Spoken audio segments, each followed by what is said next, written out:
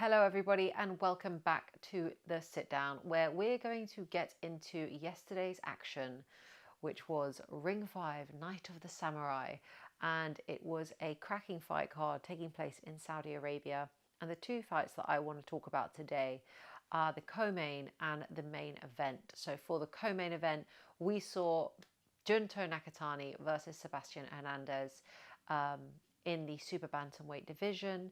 It was actually Nakatani's debut at 122 pounds, and he was facing Sebastian Hernandez, who is a very aggressive, come forward fighter, Mexican fighter. And it was a total war, and it was a really, really exciting fight. The rounds just absolutely flew past. And for me, how I would categorize it is a fight of two halves. So what you saw was Nakatani in the first half,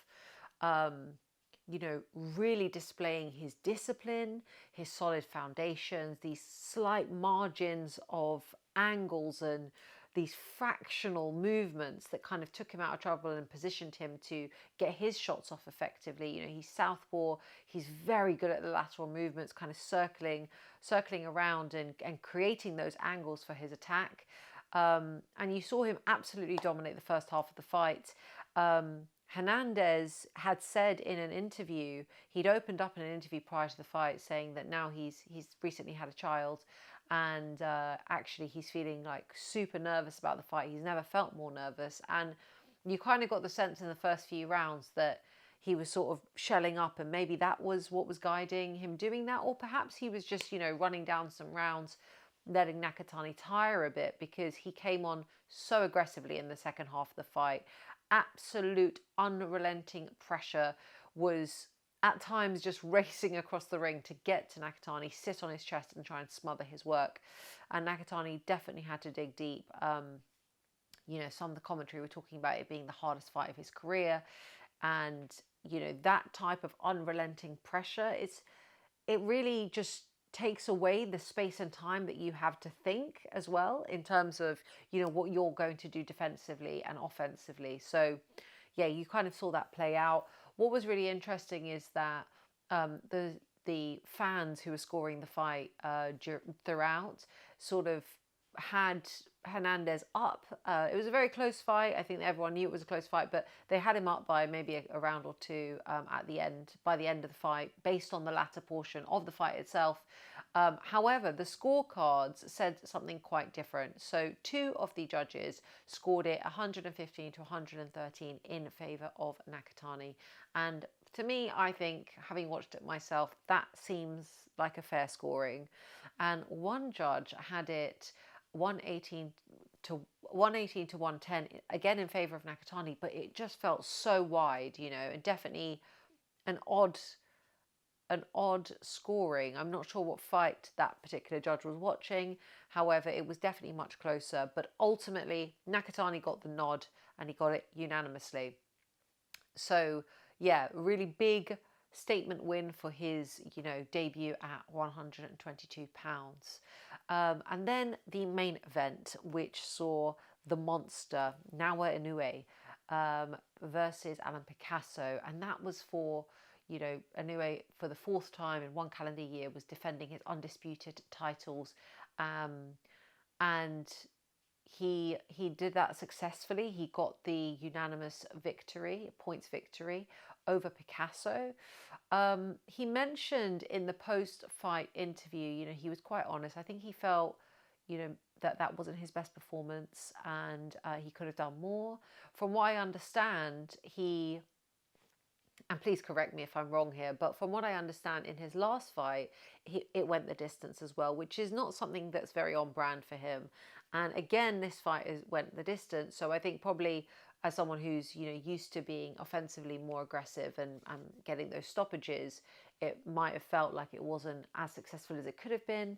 But he did mention that he's quite tired, which is, fair, given the fact that he's defended the undisputed crown 4 times in one calendar year. And that makes him actually the first man to do it in 42 years, the last man being Larry Holmes back in 1983. So, Yeah, totally fair that he's tired, but let's talk about the fight itself, because for me it was a shutout victory. He won every round, and this is just my opinion. I think actually the judges' scorecards, although I can't remember the breakdown exactly, but they had it a little bit differently. But yeah, for me it felt like a shutout win, and I think what was really apparent and what was really clear is this real sense of absolute control, assertion, and ring generalship throughout. And Picasso's he's no he's no lying down opponent. Like, he's not, I don't know what the right term is actually. I'm just saying things. But Picasso, he's no joke. He's a really worthy competitor. He's ranked number 3 in the Super Bantamweight rankings.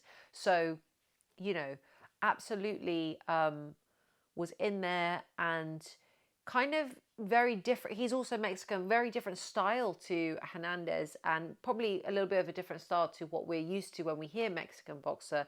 He had the high guard at times, and he was doing some of the right things, but it's Inoue, and they don't call him monster for no reason. He's just so great at what he does, because if you think about it, like, he's got the speed on his side, he's got the offensive capabilities on his side, he's got the defensive capability on his side, and it feels a little bit like, for his opponent, even if they're figuring out one aspect or one facet of his game plan, then they have to then contend with so many others. So ultimately, he got the decision. Nakatani got the decision. Nakatani is now targeting that fight against Inoue for 2026. Now, let's think a little bit about the fact that Inoue is currently pound for pound number 2 in the ring rankings, and Nakatani is pound for pound number 6. So, although both in the Super Bantamweight division, they are both ranked as pound for pound kings, and it will make for a very, very exciting fight. I wonder if Nakatani, this information is probably out there somewhere and I should probably go and check it, but just kind of riffing here, I wonder if Nakatani is thinking about having another fight at 122 before he faces Inoue, or if that's something that he wants to go through and target just immediately and directly. But there's been a little bit of chatter online as well, and Jesse Bam Rodriguez's name has been thrown into the mix. Now, Jesse Bam Rodriguez is unified champion at flyweight, I believe, and there has been talks of him potentially moving up to bantamweight if they can't get him the undisputed challenge, right? Challenging for the undisputed. So there's been some chatter about him moving up to bantamweight, and then of course these guys are in super bantamweight. So yeah, it's very interesting, because obviously when we're talking about these different weight divisions, there's very, very little actual weight in between the divisions. So I wonder if somewhere in the future we are looking at a potential super fight between, potentially, Inoue, let's just hypothesize that he comes and wins that fight against Nakatani, and then Bam moves up to bantamweight. Do they meet at bantamweight? Do they face each other at super bantamweight? It's an exciting time. But before we jump too far ahead and think about all of the potentialities that could come in the future, what I'm very keen to hear from you guys is, having watched the fight last night, or having heard about the fights last night, or yesterday, I should say, who do you have winning the fight?